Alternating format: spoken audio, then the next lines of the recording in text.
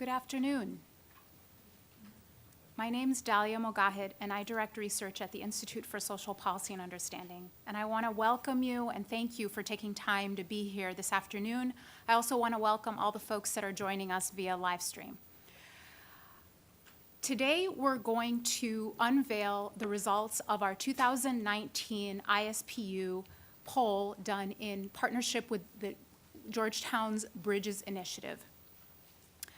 Before I get into the results, I want to tell you just a little bit about what ISPU is and what we do. We are an education and research organization based here in Washington, D.C., as well as in Dearborn, Michigan. We do nonpartisan, objective research on the American Muslim community and the issues that impact this community disproportionately. Not only do we do research, but we do a great deal of education. We hold events like this, we do workshops and trainings, and we disseminate our information through social media and traditional media. If you'd like to learn more, please visit our website at ispu.org. I'm going to turn over the program to our wonderful moderator, and then I'll be joining in a minute to present our research today.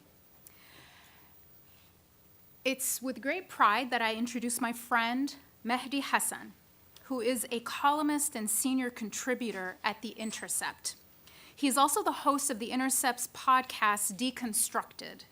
Hasan is the host of Al Jazeera's English Upfront, and he's interviewed people like Edward Snowden, Hamid Karzai, Ehud Olmert, and General Michael Flynn. He's the author of 2 books, a biography of former UK Labour Party leader Ed Miliband, and an e-book on the financial crisis and austerity economics.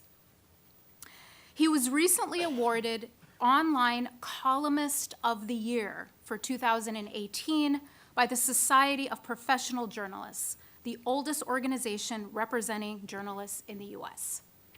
So with no further ado, Mehdi. Thank you.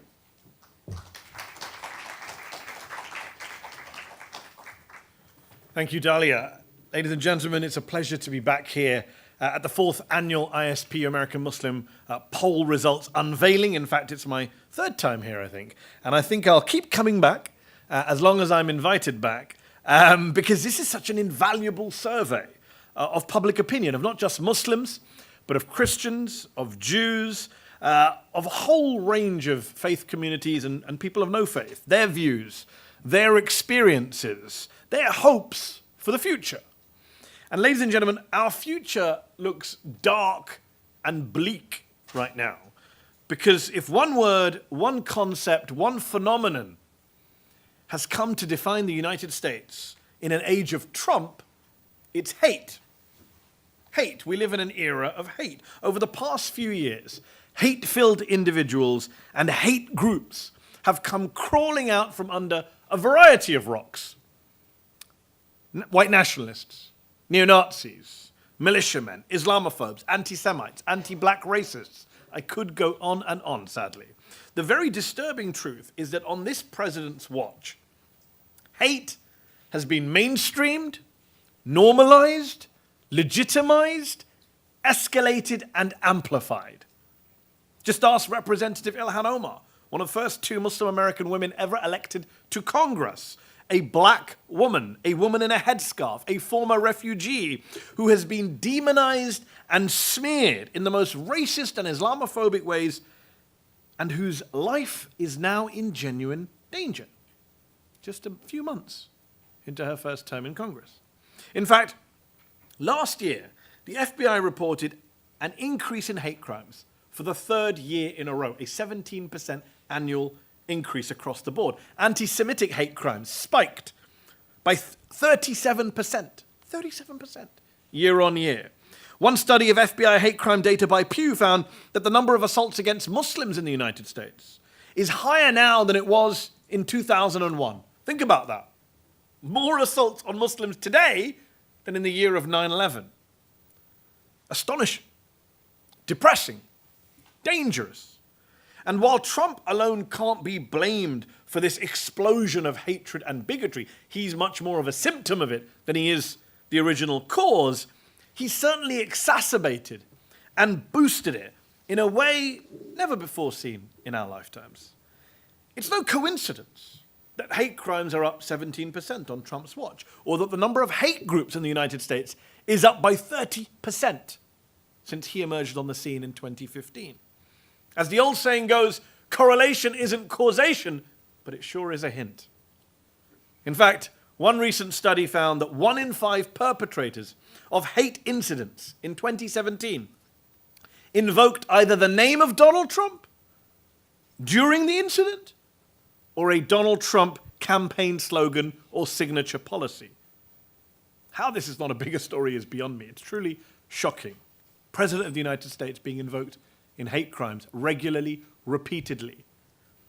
And look, right now, as we gather here in the nation's capital to discuss Muslim American experiences, Christian American experiences, Jewish American experiences, it's important that we all recognize and acknowledge that we are bang in the middle of an epidemic of white nationalist, white supremacist violence and bigotry, targeting worshippers in mosques, in synagogues, in black churches. Take last month. Take April on its own. Just April 2019. On April the 11th, a white nationalist was arrested for setting fire to 3 black churches in Louisiana.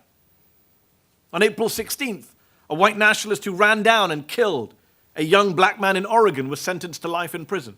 Also on April 16th, a white nationalist drove his truck towards an interracial couple in a parking lot in New Orleans, injuring the woman. On April 26th, we learned that an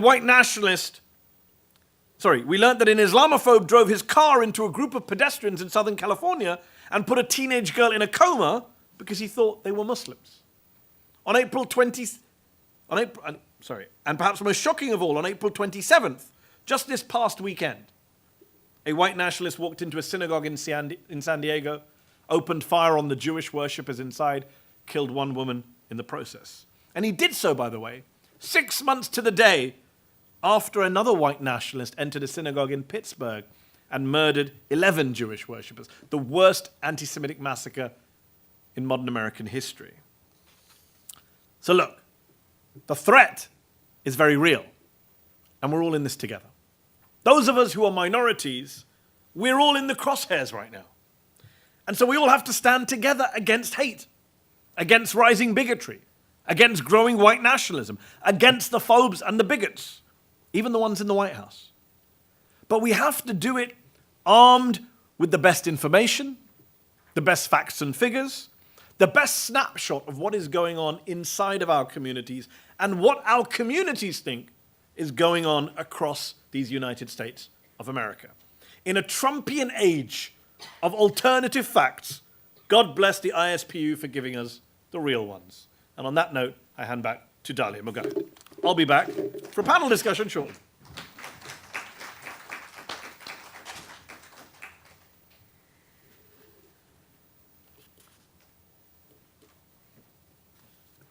This is what I'm supposed to use here.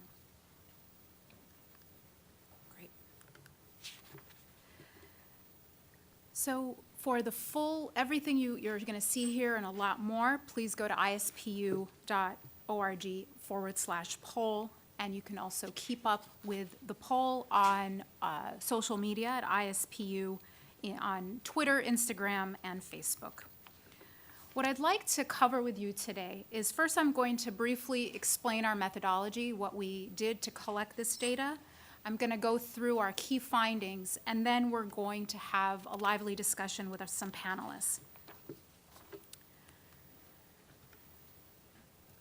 So before starting on the results, let me explain our methodology. This is the 4th year that we've done this poll, and every year we collect a representative sample of members of communities from across the country.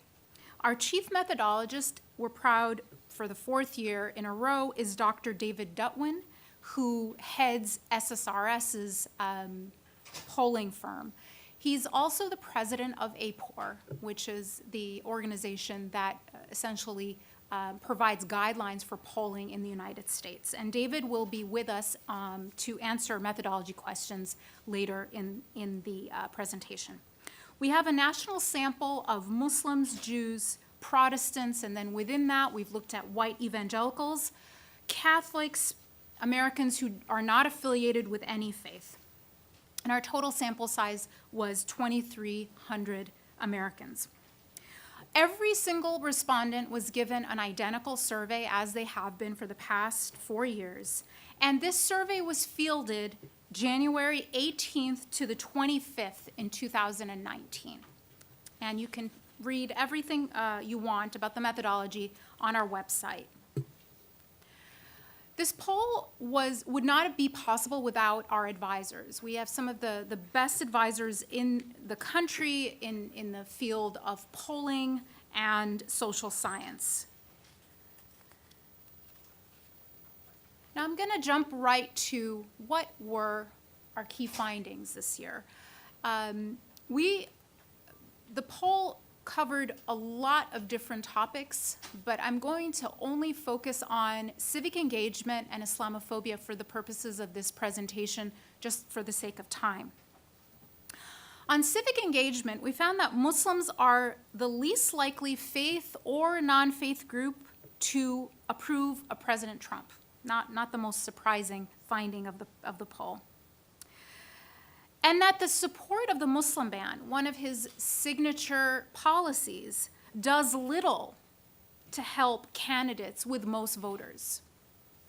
Though growing, Muslim voter registration is still lower than any faith group we've measured, and that income, age, mosque attendance, and local political engagement are the strongest predictors of voter participation among Muslims.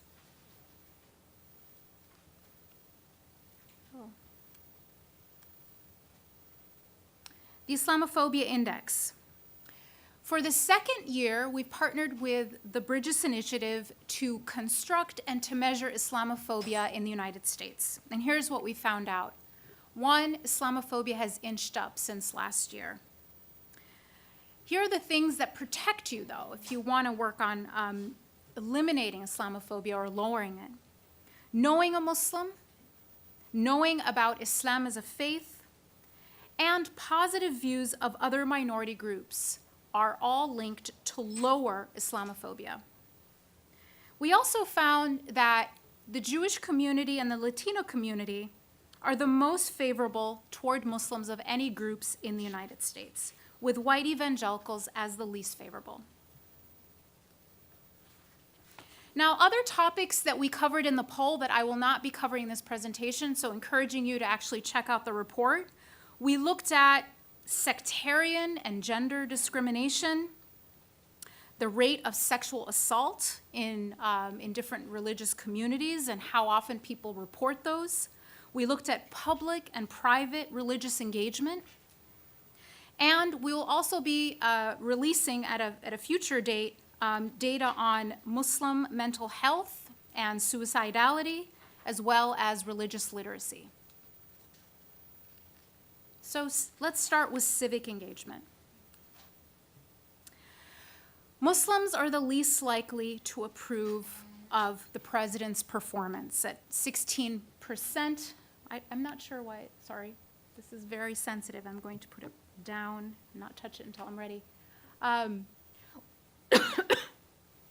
Lower than any faith or non-faith group, the highest approval rating among white evangelicals at almost 3/4 approval in that group.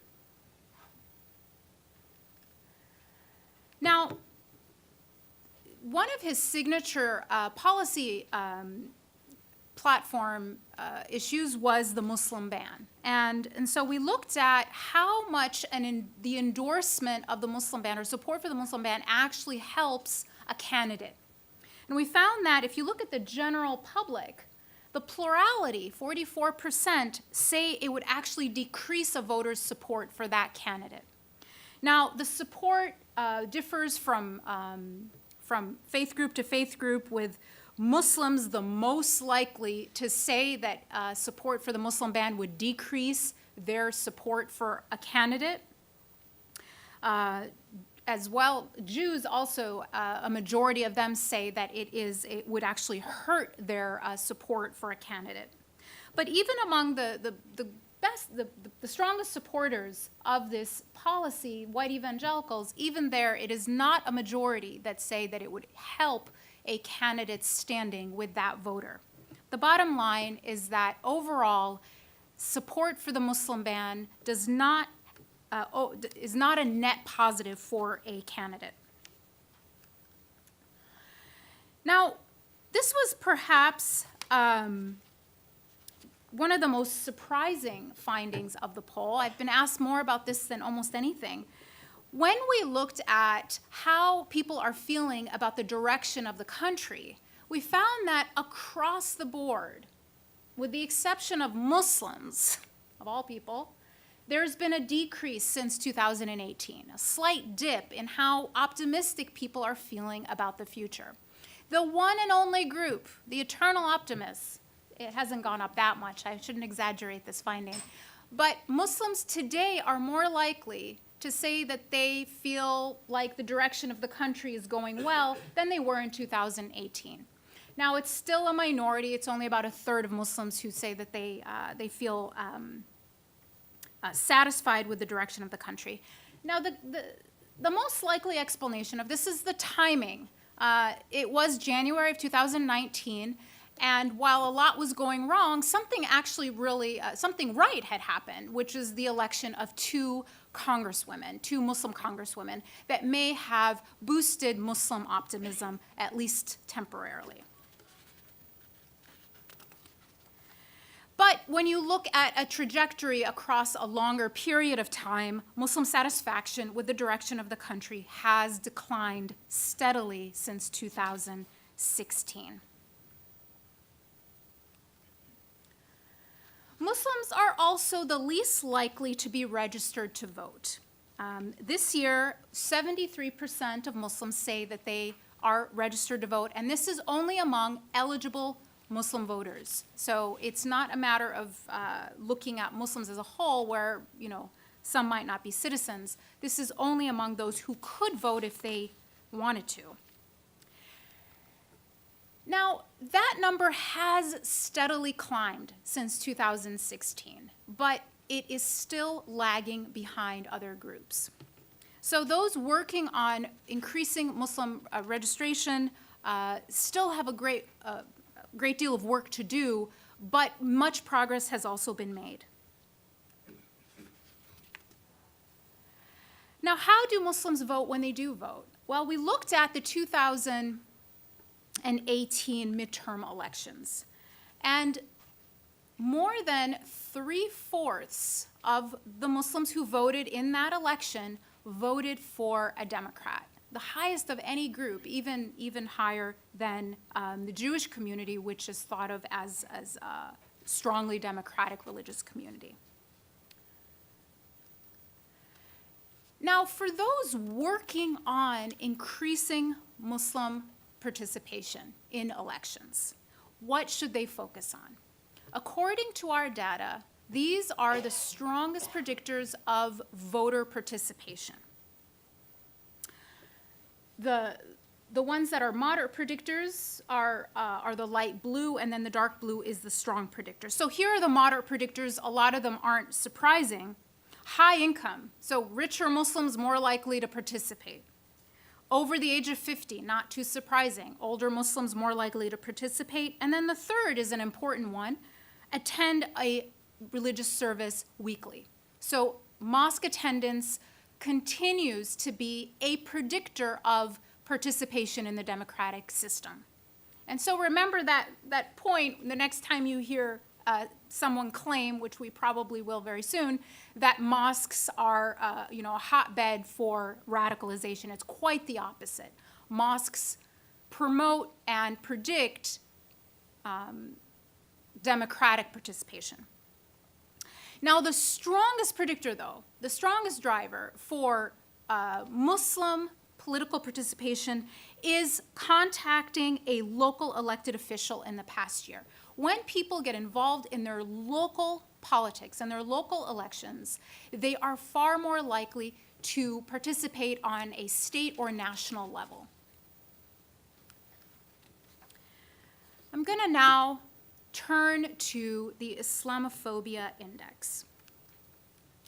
Before going into the results, let me just explain briefly how we came up with this index. It is a measure of the level of anti-Muslim sentiment in America, and we do that by measuring the level of endorsement the public has to the following 5 anti-Muslim tropes. They are around Muslims being more violent than other people, misogyny, hostility to the United States, being less civilized, and being responsible for the actions of an individual who is a Muslim. Collective blame, in other words. Why did we pick these 5 questions of all the questions we could have asked? Here is why. Let me just jump to that. We actually looked at the literature and found that agreement with these statements, agreement with these sentiments, is linked to support for discriminatory policies. And as such, these key perceptions are important to measure because when the public endorses them, they are far more likely to endorse things like the Muslim ban, mosque surveillance, taking away Muslims' right to vote, racial profiling, etc. So these are not random, and we didn't sort of just think that these were the right things to measure. We measure them because they are linked to policy. And the Islamophobia Index has inched up from 24 to 28 in 2019. Why should you care what this number is? Here's just one reason why I think every single American should care about the level of Islamophobia. And this is from our 2018 study. We found that higher numbers on the Islamophobia Index are linked to greater acceptance of targeting civilians by military, greater public acceptance of targeting civilians by an individual, so greater tolerance for violence, greater tolerance for authoritarian policies like the suspending of checks and balances or the limiting of freedom of the press, and unsurprisingly, greater support for discriminatory policies like the Muslim ban and surveillance of mosques. So higher Islamophobia is bad for our safety as a country and our freedom.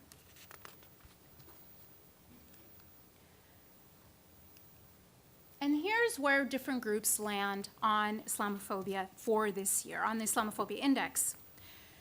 You can see that Muslims are not at 0, okay? So we discussed this last year a lot more, but there is an element of internalized Islamophobia even among Muslims. You can read more about it in the 2018 report.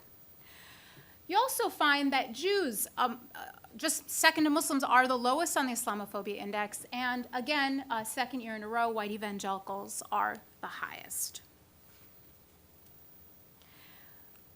Now, we also look just at a straight up favorability. How favorable are people, how favorable are different groups toward Muslims? Jews are the most favorable, not surprisingly, in regards to reflecting the Islamophobia Index, but this is just one single question. Jews are the most favorable and white evangelicals are the least favorable toward Muslims, or the majority of the Jewish community says that they have favorable opinions toward Muslims.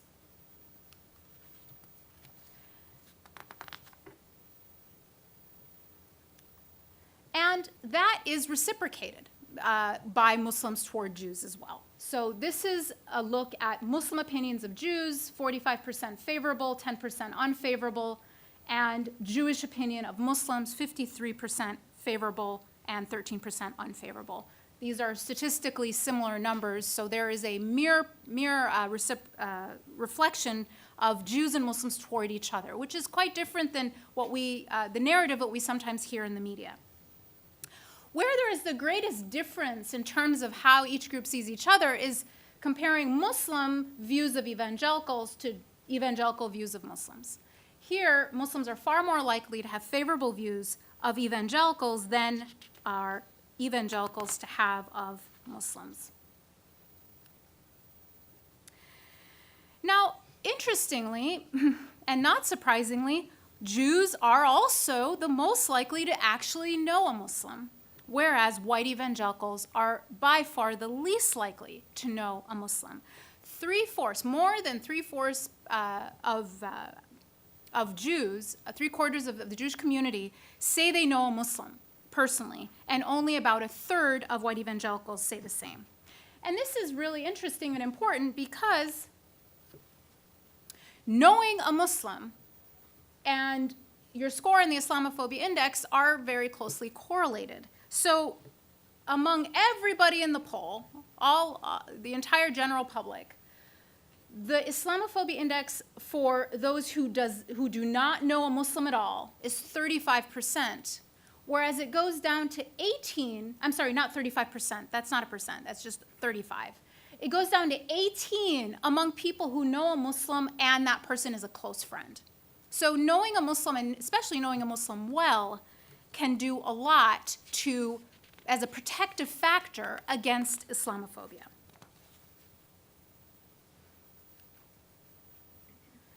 You see the same thing when you look at favorability. Now, interestingly here, those who do not know a Muslim, their favorability and their unfavorability is actually pretty close, and the majority just say they have no opinion. Where favorability starts to go up is if you know a Muslim. It doesn't have to be a close friend, but you know of someone. It goes up more than doubles your likelihood of having favorable opinions. But you notice that the unfavorable opinion is actually not changing that much, right? From 26 to 20. Where unfavorable opinions actually go down is when you know a Muslim well. So it not only helps favorability, but it actually also takes away from unfavorable opinion. So what, in the end, when you do all of the analysis, and this is from a linear regression, what predicts and prevents Islamophobia? So we looked at strong predictors of lower Islamophobia. And here they are.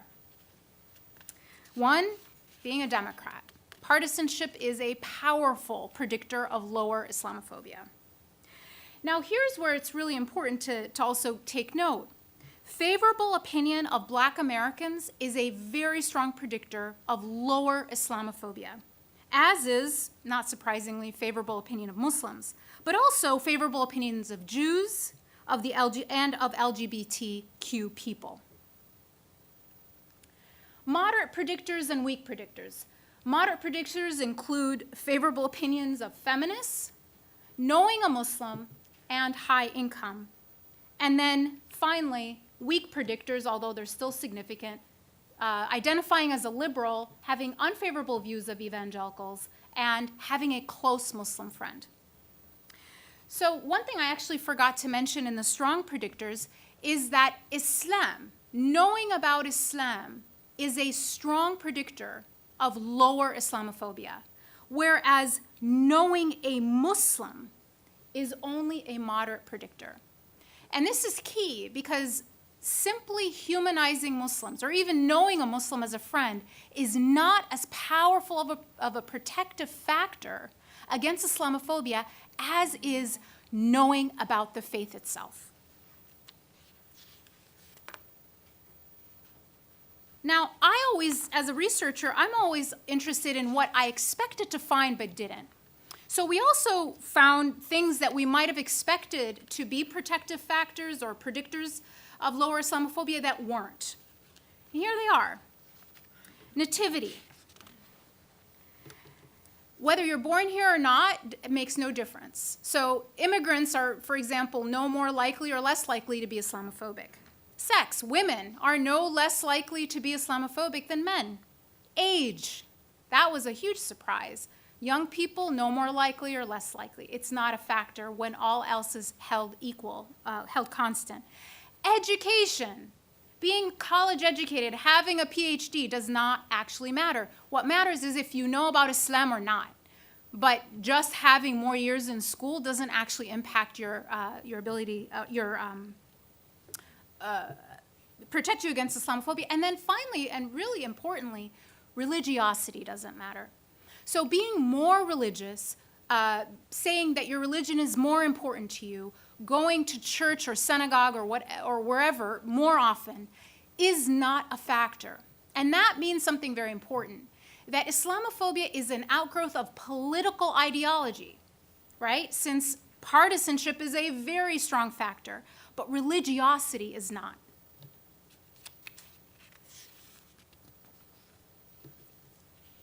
Now, we're just going to end with recommendations. What does this mean for those who are both trying to improve Muslim political participation and those combating Islamophobia?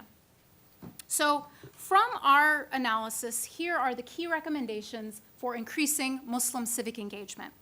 One, build from the ground up. That means encourage local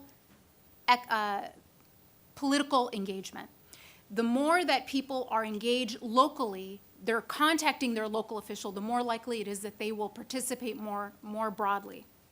Second, mobilize at mosques. Attending a mosque is still one of the strongest predictors of greater participation. Third, build coalitions with natural allies. This is key because so many of the issues that impact Muslims impact a lot of other people. And so increasing cooperation and coalition building is very important.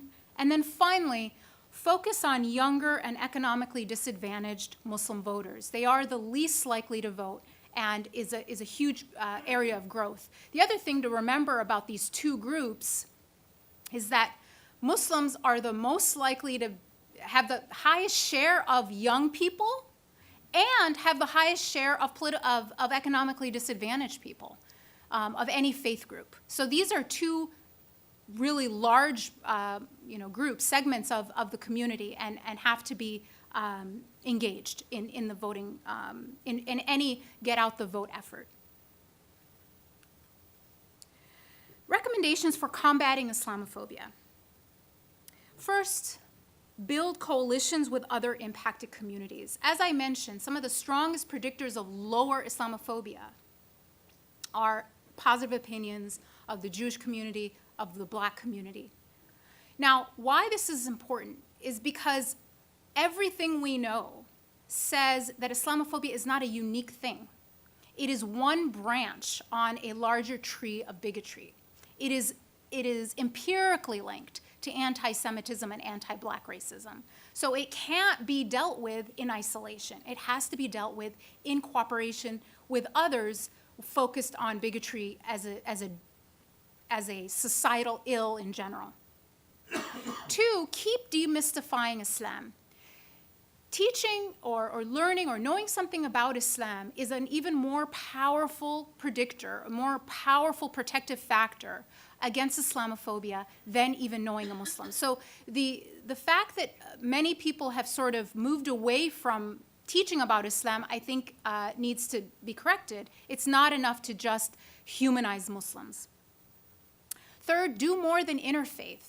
A lot of times the engagement that people think about when they think about Islamophobia or building bridges is very interfaith oriented. Nothing wrong with interfaith. Interfaith is a good unto itself. But according to the data, Islamophobia is tied not to religiosity, but to political persuasion. And so you have to build bridges across a lot of different differences, a lot of other chasms, and not just across faith groups. And then finally, and I hope the easiest one here is make Muslim friends. Still, at the end of the day, knowing a Muslim does protect people against falling into the tropes of Islamophobia. And thank you, and we'll stop here and look forward to the discussion and your questions.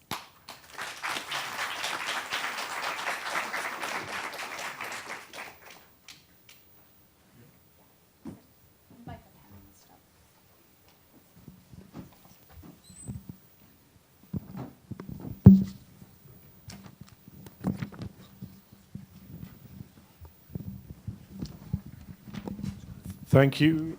Thank you very much, Dalia, for that presentation. We're going to have a chat now about some of the issues that you raised and some of the key findings from that report. Before we do, as you know, let me introduce our panel, and I've got one quick question before we do. So you all know Dalia. Dalia is Director of Research at ISPU, former Gallup pollster, former member of President Obama's Advisory Council on Faith-Based and Neighborhood Partnership. I always say what she doesn't know about Muslim Americans isn't worth knowing. John Esposito is Professor of Religion, International Affairs, and Islamic Studies at Georgetown University. He's also Director and founder of the Bridge Initiative on Islamophobia at Georgetown. He's one of America's leading scholars on Islam, the author of more than 50 books, including one he co-authored with Dalia on Muslim public opinion, and one of his most recent being Sharia, What Everyone Needs to Know. Ibram Kendi is Professor and Director of the Antiracist Research and Policy Center at American University, acclaimed author, including the award-winning recent book, Stamped from the Beginning, The Definitive History of Racist Ideas in America. He's got a new book coming out later this year. Check that out too. And last but certainly not least, someone who joined this panel at last year's event too. Was it 2 years? I can't keep track. It's all one event in my head. Walter Ruby is chairman of the Greater Washington Muslim Jewish Forum, currently working on a book about Muslim-Jewish relations. Ladies and gentlemen, your panel. Give them a round of applause. Just before we get into the meat, question for you, Dalia, or maybe it's for, I think David Dutwin is here as well, our methodology expert. Quick question, one thing that jumped out at me. Muslim ban makes you more or less likely to vote, makes you more like pro or anti. 8% of Muslims say it makes them more favorable. Yes.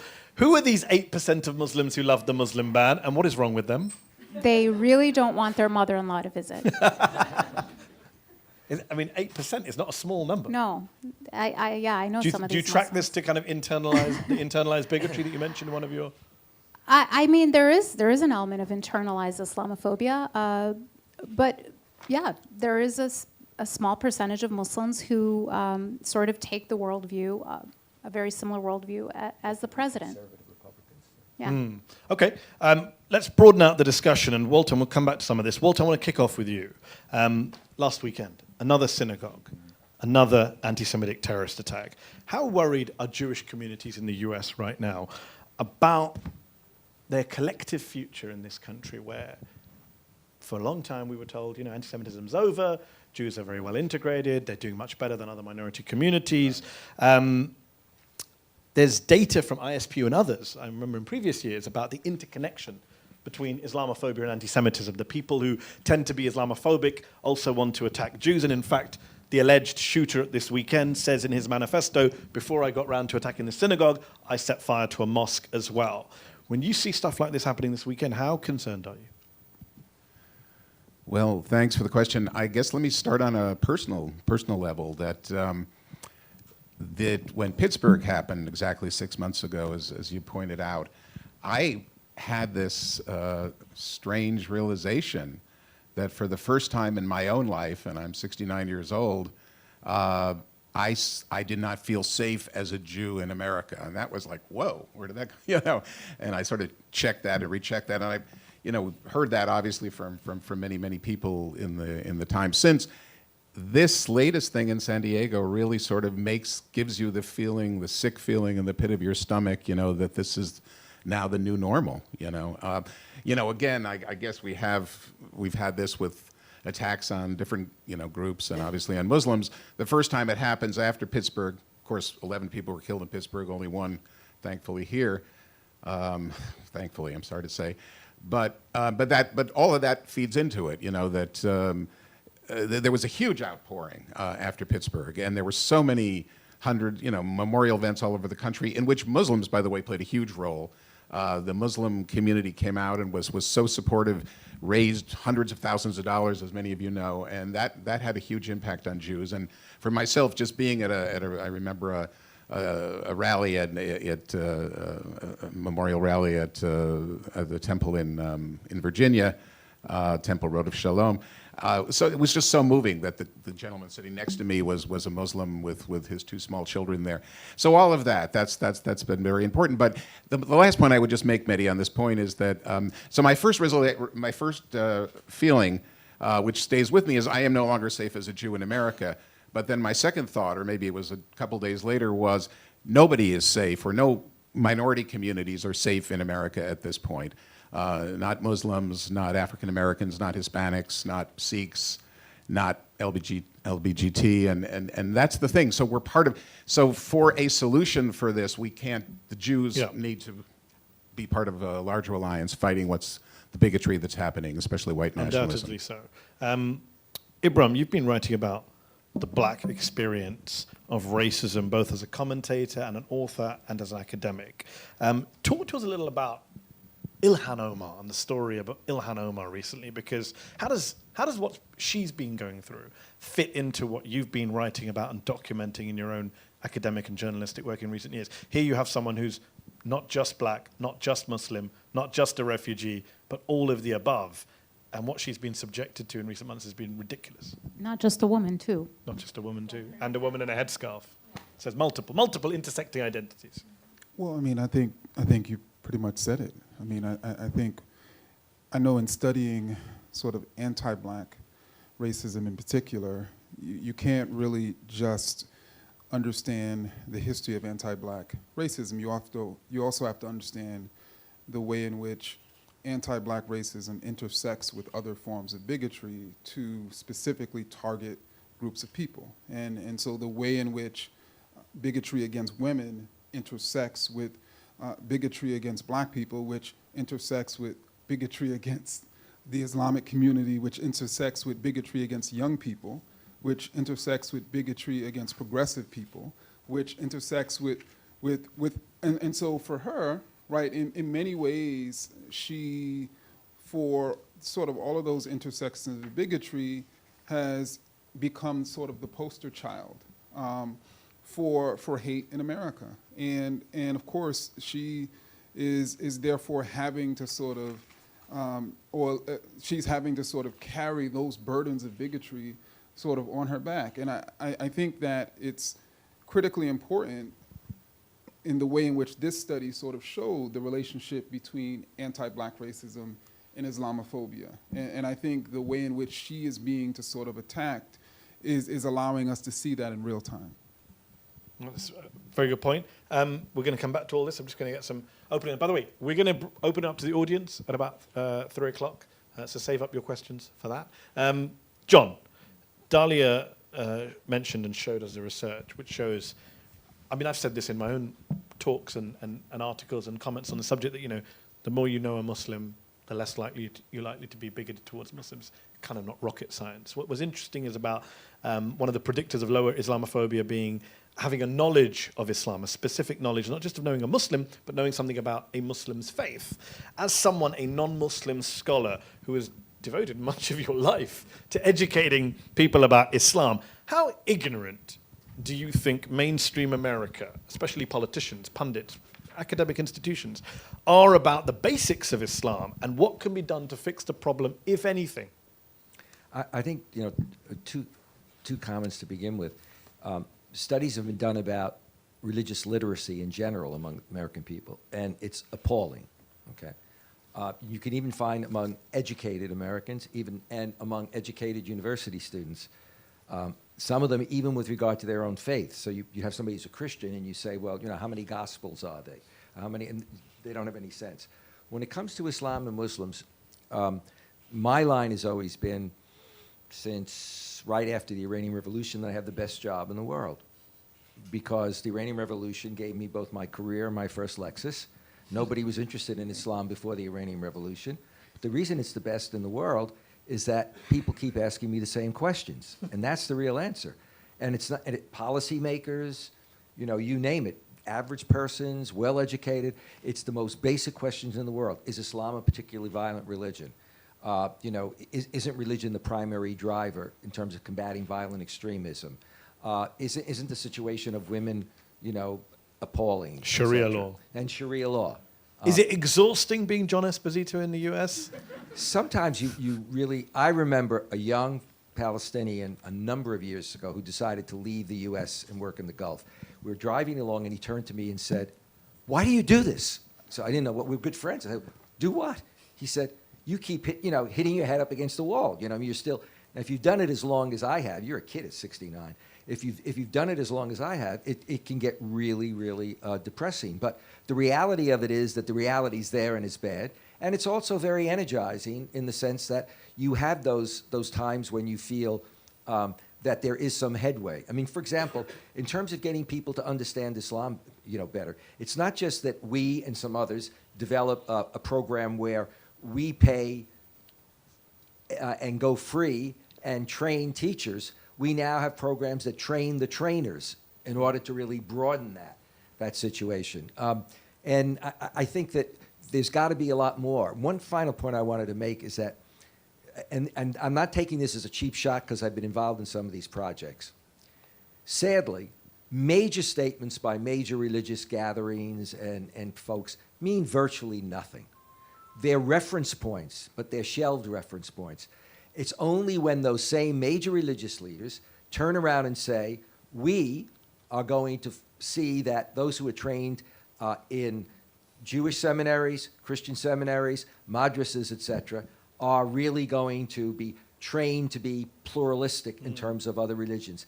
And for most of the great religious leaders, they just, they come to the meeting and they leave. But as Dalia pointed out, we talk a lot about the kind of religious aspect to this, and I was fascinated by the religiosity angle there, especially because you also talked about evangelicals, which we'll come back to.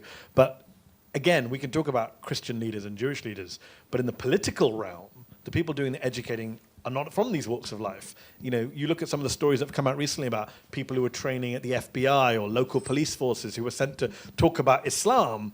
They didn't know what the hell they were talking about, or if they did, they were just lying about it. Mm-hmm. And they had nothing to do with, they weren't sent from a church or a synagogue or anywhere else. So the political angle when it comes to education, when you look at people who, our law enforcement, security, military, who's training them about Islam? Do you get invited to do this kind of stuff? Well, I get invited, but it's very erratic. I remember a couple of years ago going to do something for the FBI in Chicago, their anti-terrorism group. It was nice because I got a cap that said I'm a member of the group. So when I go into tough situations, I wear my cap, potentially. But when we went to lunch, a couple of the guys said to me, FBI, they said, it's really good that you came, and I thought that's nice. They said, no, we really mean it. I said, well, what do you mean? And then they said that every now and then they go off for like a week where you get retooled. Well, they had gone to one of these sessions and they brought in an Egyptian who said that he was a trained religious leader from Egypt, but he no longer was, and then who did this expose. What he didn't say is that 9 out of 10 times he's now an evangelical, who's involved in an evangelical seminary. So the thing that we do know, it's lightened up a bit, but not. Mr. Mueller, for example, in a conversation I had with him at one point, was surprised when I indicated that I knew certain people who were training the FBI at that time. And he was surprised and then sort of asked me why I knew and was concerned. And I said, because everybody knows what one or two of them stand for. Yeah.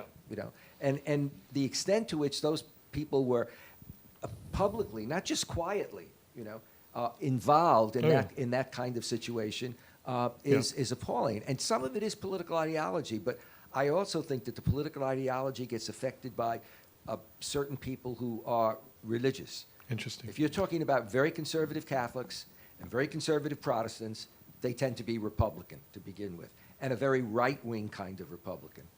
Dalia, the report, talking of politics, the report says that Muslims are the least likely to approve of this president, but more likely to express optimism with the direction of the country. You talked a little bit about that disconnection, but even if you take the time window into consideration of it was in January and it was Ilhan and Rashida and celebration of the midterms, even then it does seem kind of weird that the group which in terms of the data is being heavily discriminated against, which in terms of public opinion, polling says we're being discriminated against, is also saying, but America's going in the right direction. I find that to be, when I read that, I thought this is weird. Yeah. So just to, not to overstate the finding, right? So it's still a minority. It's only a third of Muslims who say that they're satisfied with the direction of the country. It just is the trend. It's just the fact that it's slightly higher than last year, where everyone else has actually gone down. And I do attribute that tiny bump to Ilhan and Rashida. But I also think there's something else maybe going on, because we've seen this a number of times where approval of the president among Muslims is lower than their satisfaction with the direction of the country. And it's interesting because among other groups, their approval of the president is far higher than their satisfaction with the country. So the way I see that is that Muslims don't think that the president defines the direction of the country. I think they're experiencing other things within the country that say, you know, he is not the totality of what America is. And just on the, sticking with the politics of it, are you disappointed, because I surely am, when I saw the results about how, in terms of faith communities, Muslims are still the least likely to be registered to vote, even though there was this big surge in 2018 from a very low base, relatively speaking. I mean, I often think, if this current political moment, this climate, is not incentivizing Muslims to register to vote, what will? Right, right. Well, we've actually looked at that. Why don't people vote? We've asked this in an open-ended question. People say they don't intend to vote in the 2016 presidential election, which felt like, God, this is like an existential, decision here.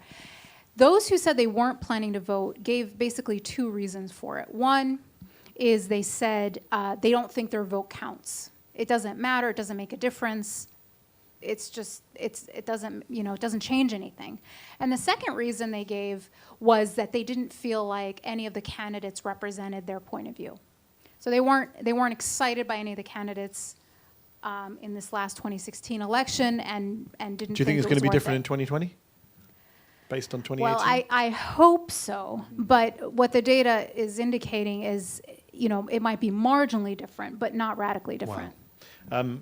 Ibram, the poll, just going back to the direction of the country, the poll suggests that while Muslim Americans have a more optimistic view than some of their other religious counterparts, that varies between the different ethnic groups within Muslim American communities. Black Muslim Americans are much less optimistic about the direction of travel in this country than non-black Muslim American counterparts. At this event in previous years, we've discussed some of the tensions within Muslim communities based around race and ethnicity. Does that poll finding surprise you? No. No. And I mean, again, going back to Congresswoman Omar, I think black Muslims in particular are essentially feeling the weight of both racism and Islamophobia, both of which have been on the uptick in recent years. But what's fascinating also about this poll is when I think, for instance, of a recent study that found that poor blacks are actually more optimistic about their economic mobility than poor whites.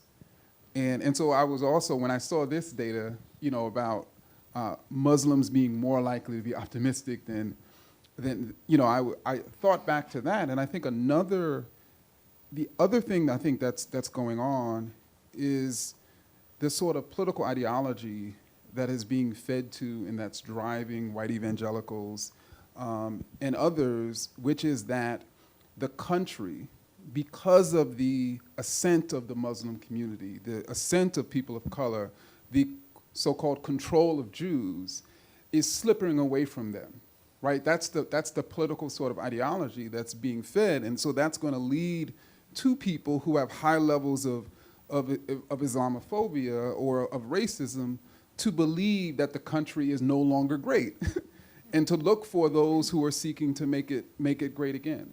And so I think for me, that's more of a product of those who have less optimism than actually those Muslims who have a greater optimism. But I mean, it's something we can all speculate on. I just wanted to add to something Ibram said. This year is the third year in a row where life expectancy among whites in America is actually going down. Okay, so in a developed country, life expectancy just keeps going up and up. And for 3 years in a row now, it's actually gone down among just whites in America. And the reason for this issue is what is called diseases of despair: suicide, opioid overdose, and basically other kinds of diseases that come from a sense of despair. And what's been really fascinating is when you look at the economics of this group and you compare it to the way that other communities have been impacted by the same exact issues around the loss of manufacturing jobs, around certain industries just disappearing. It's impacted blacks in America just as much or worse. but it hasn't had the same psychological impact as it has on whites. Walter, one of the things I always enjoy about these ISPU polls is there's always something there that throws you, counterintuitive stuff. And this didn't really throw me because I kind of already knew it, but I think it'll throw a lot of people in. It undermines a narrative, which is when you look at the Islamophobia Index that Dalia was referencing, you know, the group that has the most positive views of Muslims are Jews. And we're told all the time that Muslims and Jews are at each other's throats. Israel-Palestine taints all of our conversations and interactions, even here in the United States or in the UK or Canada. And yet, no, it's white evangelicals that have the most negative view and Jewish communities which have the most positive view. How do we build on that? Well, this whole thing with, it's an underreport, as you say, we've been building now a Muslim-Jewish alliance over the last 10, 12 years, and it's really one of the most underreported stories in America. Not enough people know about it. But I want someone who's been involved in grassroots Muslim-Jewish coalition building, and I'm one of many, but basically bringing together mosques and synagogues around the country to do programs together, whether it's going out and feeding the hungry, whether it's learning about each other's texts, whether it's standing together against Islamophobia and anti-Semitism. This has had a real effect and really led the way, obviously, in the last few years. So that really, I think, helped to make it possible for us to stand together in the last few years in the way that we have, because it has built, as Dalia points out in the poll, these personal relationships. I mean, that's really what it's done. So when Dalia says, 76% of Jews say they know Muslims, a big piece of that is coming from that. There are some, on the other hand, there are some danger signs. There are obviously tensions. We've managed through much of this coalition building to keep the Israel-Palestine issue at a distance, saying, look, we can agree to disagree respectfully on that issue and still work together for the betterment of both communities here. But there are issues now what concerns me is seeing the Israel-Palestine issue being kind of brought here. Some of the anti-BDS legislation, for example, that's being pushed in Congress, it tends to build tension between Muslims and Jews, and the whole Ilhar Omar situation, which I could talk about further, that's also something. So we have, I'm personally, I'll just close by saying I'm personally optimistic we will surmount these challenges because we need each other, but they continue to exist. John, just one last point to you before we go to the audience. We haven't really had time to talk about the white Christian evangelical factor, more prone to being Islamophobic, more enthusiastic about the Muslim ban. Also, I wish this made a lot more news. In the poll, we hear so much about creeping Sharia. You wrote a whole book about Sharia recently. Muslims at 33% are much less likely than white evangelicals at 54%, a majority, to say they want their religion to be a source of American law. So perhaps we should worry less about creeping Sharia, more about creeping Ten Commandments. The funny thing about it is I always say that this came out of nowhere, the Sharia, issue. I mean, it came out of the 2010 Mosque at Ground Zero, neither a mosque nor at Ground Zero, but that you could have this blinding, almost kind of tsunami reaction, across the country, where the number of there were close to 120 attempts at banning Sharia, when in fact you haven't had any Muslim group, any Muslim individual, and when in fact, more importantly than that, legal scholars would say this would be impossible. It hasn't mattered. I mean, states have moved forward and banned it. But what this poll shows is that not only is it not an issue in terms of Muslims are not trying to bring in Sharia through some back door, there is a faith group in the country that does want religion to be the main source of law, and it's Donald Trump's base. In fact, in the Gallup poll, it was close to, I think, about 44% of basically evangelicals, thought that the Bible, should be basically, a basis for our law. And if you really have that very strongly, I would also say that it exists among, I think we make a little bit of an issue. We need to more and more realize that the conservatism, the hard conservatism of some evangelicals is also to be seen now in the Catholic community. Now, and so both of those folks, there's a sense of being one issue people in terms of, this goes against the Bible. So, for example... And just to clarify, are you Catholic?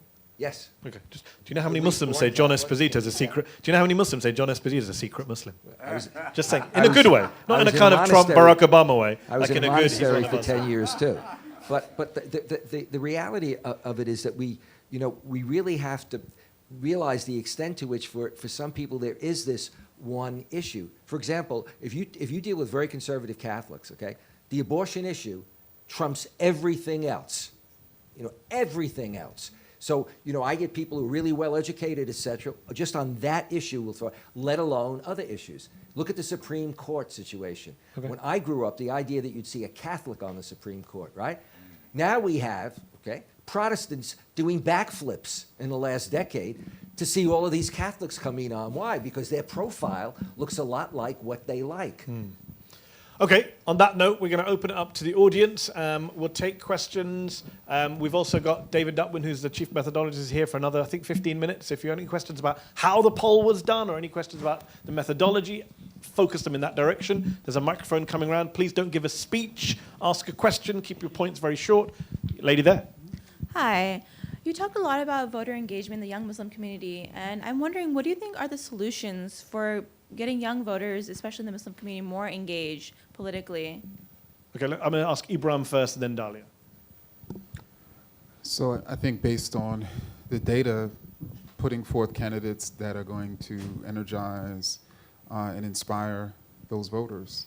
And then secondly, I think talking to voters not just about sort of the importance of voting. So for instance, one of the things that I say, particularly to black voters who say that their vote don't matter, who say that they're not into politics, is, I say that, when I hear someone say that they're not into politics, I'm hearing someone say that they're not into power.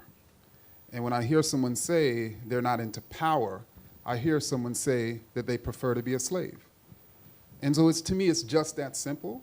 And in many ways, the way in which we have been sort of socialized is to essentially run away from power, so that those who are in positions of power can maintain their positions. Dalia? Wow, that's everything he said. I guess I think it's a really good question. It's a hard one to answer. But my response to young voters who say, well, it doesn't matter and nobody's attractive to me as a voter is, to the first point about not mattering, I always point to the fact that if it didn't matter, there wouldn't be such an effort to keep you from voting, right? I mean, why is there such a concerted effort to disenfranchise people, to put in policies that make it so hard for people to vote if your vote didn't matter? And I think that's got to be an argument that we keep putting forth. If it doesn't matter, then why the voter ID laws? Why so much voter suppression? Very good point. Okay. Thank you. My name is Sahar Kamis. I'm an associate professor in the Department of Communication at the University of Maryland. Thanks so much to ISPU for putting together this excellent poll and panel. I just have a comment/suggestion question about the media. I did not see anything in the poll about the media, and it's no secret that we have been seeing a lot of polarization in the mainstream media to an unprecedented degree. I would love to hear from you about the possibility of including something in the next poll of ISPU about the role of the media and media exposure in terms of shaping views about Islam, Muslims, American Muslims, and Islamophobia, and also something about social media, which can be used as a double-edged sword. It can help to spread Islamophobia. It can also very much counter Islamophobia if used in the right way. So I'd love to hear thoughts from the esteemed panel on this and hopefully see it in future polls as well. Thank you so much. Dalia, briefly, are you going to add a media/social media question? Actually, if Dr. Khamis will advise us on that, we'd love to consider it. Media questions are actually very difficult to do because people consume a lot of different kinds of media. They also don't think the media impacts the way they think.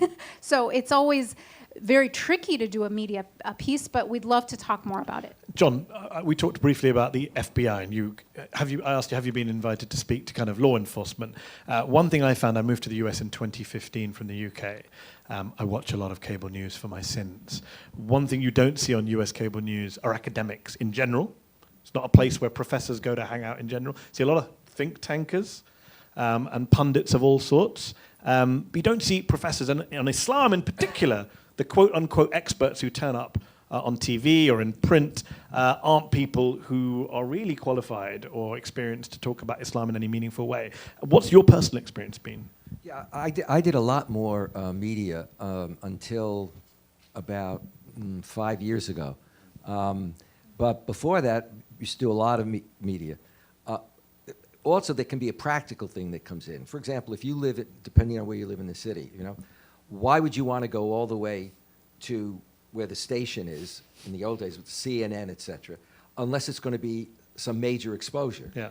If you're only going to be there and it's going to take you two hours For of your for like a time 60-second hit. for 5 minutes. But there's also that sense of, I think, as the media has become more polarized, at least some, you see in an interesting kind of way, the academic experts, particularly, you notice I said academic experts, slipping out, or not there, and often part of it is that, for example, you talk about combating violent extremism. Well, then you're going to go with people who are experts in security, right? Okay, so you don't get the sense of a more complex picture as you would if you had academic experts who look both at the religious question as well as the political issues question. Walter, very briefly, I just wanted to bring you in and say, we had the New York Times publish this ridiculously anti-Semitic cartoon, which they've apologized for. They've cancelled their deal with the contractors. What I found interesting about that was when these incidents of anti-Semitism happen, and they're far too many these days for my liking, and they seem to be back with a vengeance across the Atlantic, we rightly get behind and say, this is bad, this is wrong. Bret Stephens writes a big column saying this is hate. And a lot of Muslims will say, all we want is consistency. Why can't we have the same thing when there's horrific imagery of Muslims, anti-Muslim headlines? Why can't we condemn all types of bigotry?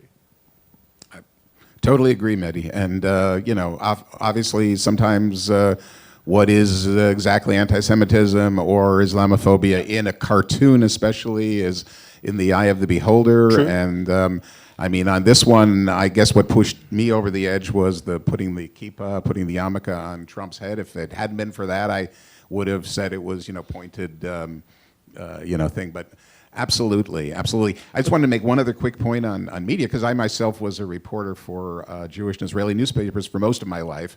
Got into the Muslim-Jewish business about 10, 12 years ago. And so I get uptight. I still identify as when people attack the media, I get very uptight. But I've had a hard time, selling what we do, which is to bring Jews and Muslims together, to make that a sexy enough story for the media, So there is this, so I've had to sort of acknowledge that. There's no conflict. Not enough. You're not conflict. attacking each other. So the first time we did all these Muslim and Jewish twinnings back in 2008, we had great coverage. By 2010, we had no coverage. We already did that, So it's a challenge. But what I did, I'll just conclude very quickly that this 3 days ago, I was at a Muslim-Jewish Seder that was held at the Adams Center in Virginia here, and the media was suddenly there. There were two TV stations, and there was WTOP, obviously in the context of San Diego. So Just a quick thing. Very briefly, we'll go back to the audience. Look at the studies done by Media Tenor, T-N-O-R. Also, if you go to bridge.georgetown.edu, we have a lot of information on the question of the role of social media, the funding of social media, et cetera. Gentleman there with the green tie, do you want to get to the microphone? I have one question about the ethnic groups like Afro-American and Latino. They are almost 30% of the American population. So do you have any significant result about their opinion about Islamophobia and generally about Muslims? Yeah, so what we found is, I think I mentioned briefly about the Latino community being among the most positive toward Muslims of any ethnic community in America. And I actually think this is an important point because far too often, for various reasons, when we think of who people should engage when they're fighting Islamophobia, I think a lot of people think white Americans. When people say interfaith, what often is meant is suburban churches and suburban mosques work together, and so you have a predominantly white community with maybe a brown, more of a immigrant-based mosque. And I think that that is very short-sighted and very narrow and just plain wrong for a lot of reasons. But I think that the Muslim community, which is very diverse, includes a third of Muslims identify as black, and about 7% is Latino, and the rest are Asian or Arab for the most part. Muslims being such a diverse community cannot afford to not be reaching out to a diverse American, group, society, including, and I would argue, especially people of color, to engage and to build coalitions with. This is our shared fate. Okay. I want to take the gentleman there with the goatee, but before, did you want to come in here briefly? Yeah, and I think if we look at the last sort of 80 years of American politics, you see these tropes that sort of drove political division and political power. The Jewish capitalist, the black criminal, the Muslim terrorist, and the Latinx immigrant. Like, those are the four. And so when we think about sort of coalition building, we can certainly sort of recognize that history and presence to sort of build coalitions. Gentleman there. Thank you. So, over the years, especially since Trump has gotten elected, it seems as though American Muslims seem almost desensitized to this for-profit Islamophobia industry that's only growing in power. How do you get younger American Muslims to not only re-engage into the political, but what would your advice be to them that are entering the media, that are following this man's footsteps, to change the perception at a higher level, not just from the ground up, but also at the top? Well, I'll start by saying, I think that it's really important to engage in not only politics, but in industries like the media, people like Mehdi, but not just news media, popular media as well.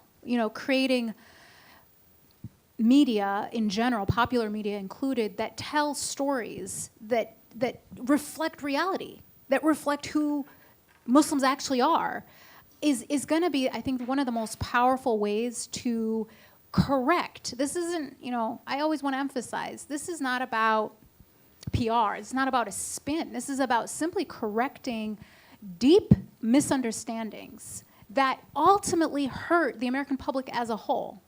And so I think young Muslims have a really important role to play to kind of like save America from this cancer called bigotry and Islamophobia. Okay. Lady there, and then the gentleman in the corner has been waiting about. Hi, I also had a question about young Muslims on college campuses specifically. Do you have any specific recommendations for what Muslim groups on campus or their allies can do to combat Islamophobia in not only general Islamophobia like at their schools, but also maybe more institutionalized Islamophobia in terms of how classes are taught and things like that? Anyone want to take that on the panel? Either of our academics want to take that point? So I think Muslim student groups should do what other, student groups have more or less sought to do, and that's sort of build allies with powerful sort of administrators on campus, have built coalitions with other student groups. When we think of the advances that student activists made in the 60s, in many cases they built coalitions with like-minded sort of groups that gave them the power to strike as a student group, or gave them the power to mobilize and demonstrate to the administration that a large segment of the community was behind them. So I think really organizing and mobilizing the student body behind your causes is sort of absolutely important. John? Yeah, I just reinforce that. I was very active during the 60s in terms of a number of movements. And what was interesting was the extent to which you had this coalition building back then, especially since many of us who were involved were also coming out of religious communities that actually didn't normally care about other religious communities. But we found that the things that were important to us were peace, was the issue of the draft, and after a while, you had people who were involved and they didn't even realize who the other folks were in terms of the differences. And one of the things I say to Muslims also is that you'll know when you're really part of America, and this is true for others also, when you wake up one day and you suddenly realize that, gee, I've got a whole set of friends, and I wasn't even thinking about their background in terms of our friendship. You know what I mean? It just really, wasn't there. And I think today, the coalition building, I think the example of what happened with the Muslim ban, when you suddenly had people who would have never thought, perhaps, of getting together, that should be, the notion should be there's this crisis, And I would just suggest to some of you, I don't agree with the author. I'm going to refer to something. If you look at the forward, okay, there's a very good article about anti-Semitism. I don't necessarily agree with some of the things that are said, but I do agree with the basic thesis that, what you have now in America, unfortunately, is that, yeah, there's finally an acceptance that anti-Semitism is still an issue, but it's had to be because so many people died. But the real question is why, when it comes to whether it's anti-Semitism or Islamophobia, which comes up, what's happening? Who's really addressing it effectively? Rather than, you get the initial people who speak out, but then, what is really going to cut into this phenomenon? Gentleman there in the corner. Hi, thank you, everybody at the panel. It's a pleasure to be here, and we love and support the work that ISPU and Bridge have done for years. My name is Abbas Barzagar, Director of Research at CARE, and the question I have is sort of one that's floating around, I think, some of the topics we're discussing, and if you'll just entertain the question for a second, and that is, Dalia, John especially, would you consider that is Islamophobia a problem of cultural literacy, which requires education and engagement, community building? Or are we dealing with hate and bigotry and something on the spectrum that leads to violence? Because it seems to me that if we're dealing with the latter and not the former, the counter Islamophobia strategy has to be one that is far more robust, far more direct, and far more aggressive to combat the millions and hundreds of millions of dollars in resources that certain groups are pouring into that kind of rhetoric. So again, are we approaching this as an issue of cultural literacy or combating hate? Dalia, you want to go first? I'm going to Well, take all of you on that question very briefly. I always cop out by saying it's both, but I would argue, Abbas, that the reason that it is so easy for the millions of dollars being poured into the Islamophobia industry to take hold of people's imagination about Muslims and Islam, that leads to hate and in some extreme cases to violence, is because of a lack of information. That the fact that information, what we're basically saying in this poll, or what we found in this poll, is that there are protective factors against being impacted by those millions of dollars. But the millions of dollars are happening, and they're being poured into our society, disinforming it. But there are a number of protective factors, and those are knowing about Islam, knowing a Muslim, not being, having more positive views of just people that are minorities in general, and so forth. But that doesn't mean that that other factor that you're raising isn't essential. It's sort of like we can help to make people more immune, but we also have to get rid of the virus. We have to get rid of the contagion the toxic information that is being spewed at us all the time. Walter. Yeah, I mean, there's a group of haters that are going to be very hard to reach, as you say, but there are a lot of people who just don't know, and I wanted to use this opportunity because one thing that's driven me crazy for a long time, when I got involved in Muslim-Jewish work, I got involved in health fairs a little bit, and I found out, to my amazement, that Muslim doctors around the country normally, as sort of part of their normal thing, will volunteer once a month on a Sunday or maybe twice a month to spend their Sundays treating uninsured people, regardless of their backgrounds, for free. And a lot fewer Jewish doctors are doing that. A lot fewer Christian doctors are doing that. I was able to bring some Jewish doctors to take part in one of those health fairs with the Muslim community. But my question is, why isn't that story getting out? And I think the Muslim community really needs to do a better job at those kind of stories, which would really interrupt the narrative that Islam is some kind of, menacing, evil force.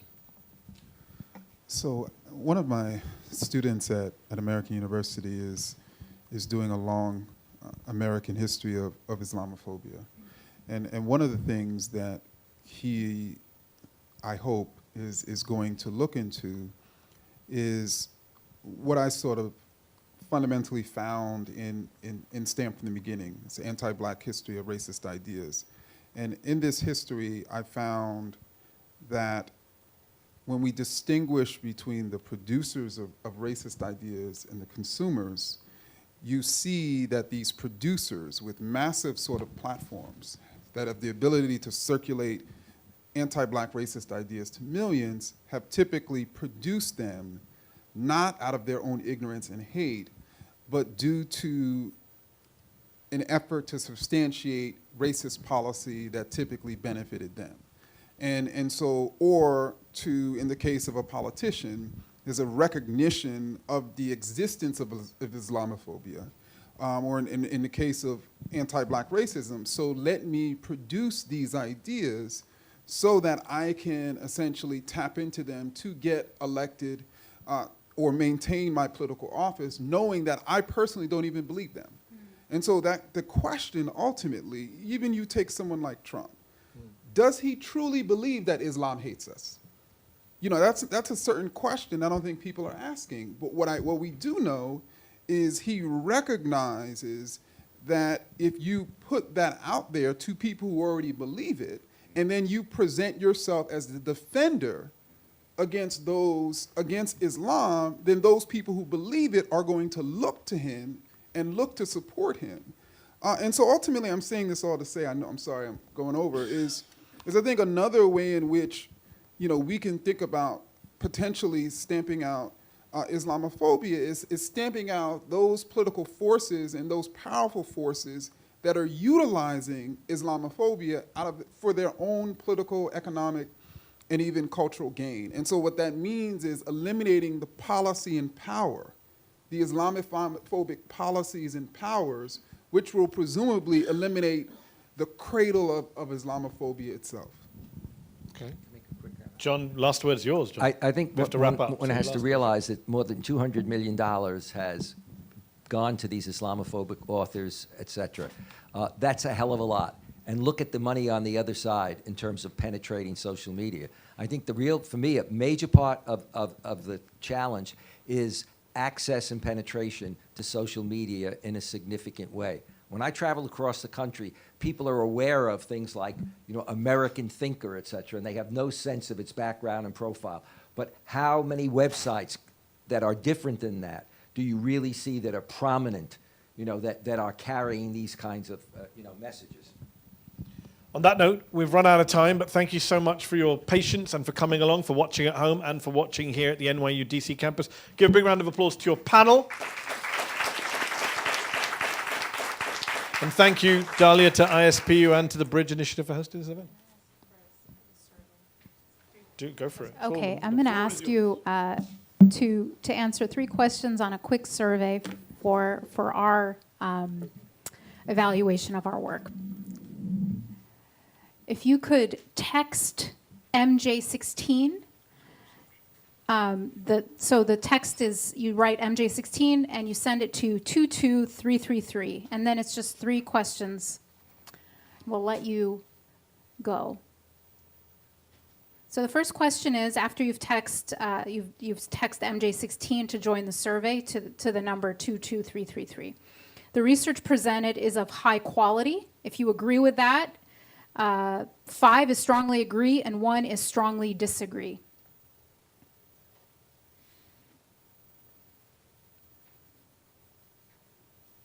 Okay, I'm going to run through these quickly so that you're able to go.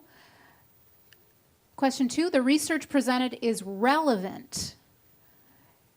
And all you have to do is send the same number, 5 for strongly agree and 1 for strongly disagree. And then third is, I plan to apply the recommendations presented to my life and or work. Strongly agree is 5, all the way down to strongly disagree is 1.